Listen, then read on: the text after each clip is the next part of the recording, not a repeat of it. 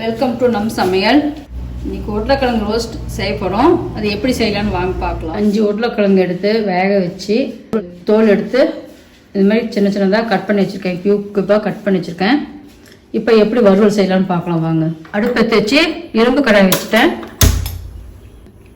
1.5 spoon கடலை எண்ணெய். அடுப்பை மீடியமாக வச்சுருங்க. இது 1/4 ஸ்பூன் இஞ்சி பூண்டு விழுது, கொஞ்சம் கருவேப்பிலை,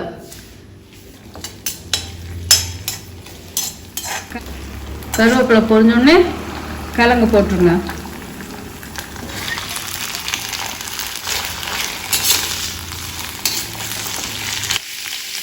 தேவையான அளவு உப்பு போட்டுங்க. 1/2 ஸ்பூன் மிளகாத்தூள் போட்டுங்க. நல்லா கிளறுங்க. நல்லா ரோஸ்ட் ஆகிற வரைக்கும் மீடியம் ஃப்ளேமில் வச்சு கிளறிட்டே இருங்க. அடிக்கடி கிளறி விடுங்க, அடி பிடிச்சிக்க போகுது. அடி பிடிச்சா எண்ணெய் ஊற்றி கிளறிட்டே இருங்க. பொன்னிறமானவங்க தான் இறக்கிடுங்க.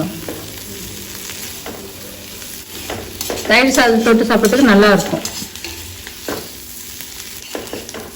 இப்போ இது ரெடி ஆகிடுச்சு.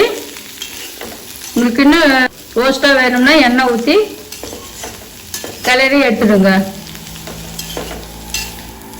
இப்போ நான் அடுப்பு ஆஃப் பண்ணிடுறேன். உருளைக்கிழங்கு ரோஸ்ட் ரெடி ஆகிடுச்சு.